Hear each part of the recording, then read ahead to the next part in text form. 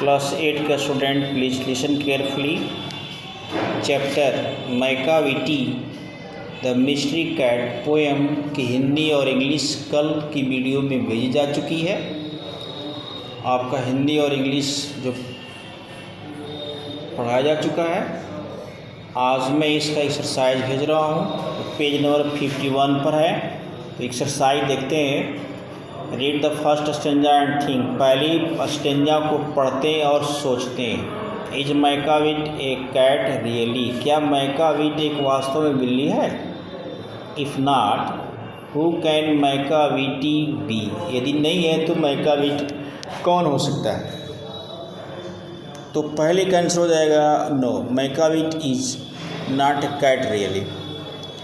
फिर दूसरे को हो जाएगा Macavity is just a fictional character created by the poet whose action resemble those of a crook. फिर भरेंगे fill up the blanks and complete the following sentence.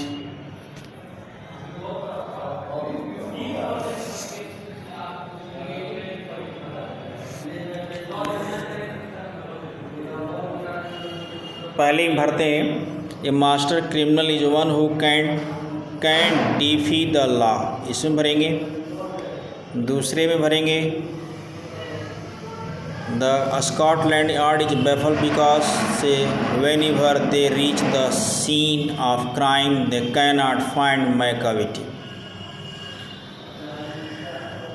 तीसरे में भरेंगे Nobody can catch Macavity at the scene of crime because Macavity moves much faster than them. तीसरा है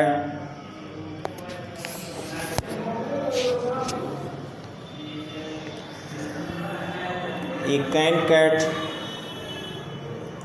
cat I am sure could walk on cloud without coming rose. फिर लिखा है which law is Macavity breaking in the light of the comment above। तो इसका answer हो जाएगा in the light of above comment Macavity is breaking in the law of gravity। चौथा है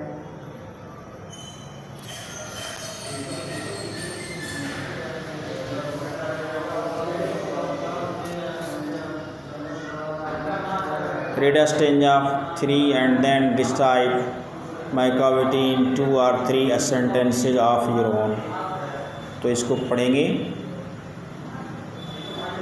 answer हो जाएगा इसका Macavity is a ginger cat who is very tall and thin with sunken eyes and brow deeply lined with thought, while its head is highly domed, its coat is dusty and winkers are uncombed.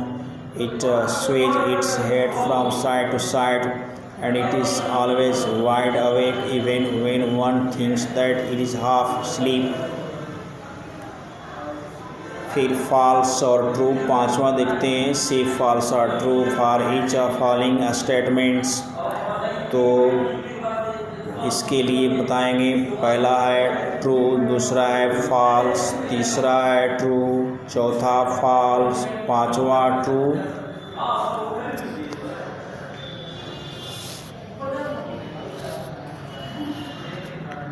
Question number 6। Having read the poem, try to guess whether the poet is fond of cat. If so, why does he call Macavity a fiend and monster? तो देखेंगे इसका। Yes, it seems like the poet is fond of cat. He calls Macavity fiend and a monster because he might have wanted to portray an evil side. He might have used a cat of order to create a negative character who is the criminal and escapes easily from police. The quick movement of cat, its mysterious eyes might have influenced him to create his evil character in front of cats। तो इस तरह से question number 7 देखते हैं। 7 question है the poet used aggregations of a spatial effect. Find a few examples of it and read those lines aloud. तो इसको हम लोग देखते हैं।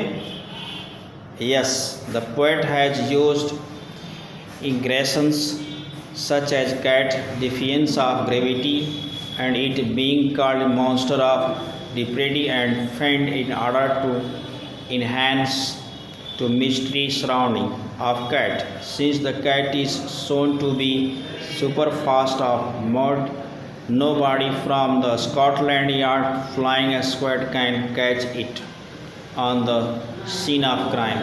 These aggregations have been used by Eliot to lay stress on his monsters as well as surprising and mysterious nature of Macavity. Example में हो जाएगा he is a bafflement of Scotland Yard, the Flying Squad are despair. दूसरा example हो जाएगा he breaks the law of gravity. तीसरा हो जाएगा his power of levitation would make a fakir stare. चौथा हो जाएगा he is a friend and feline shape a master of depravity. इस तरह से ये आपका चैप्टर जो है the mystery of cat poem finish होता है और इसको आप फेयर पर भी कर लेंगे। क्वेश्चन 1, 2, 3 होमवर्क में करेंगे।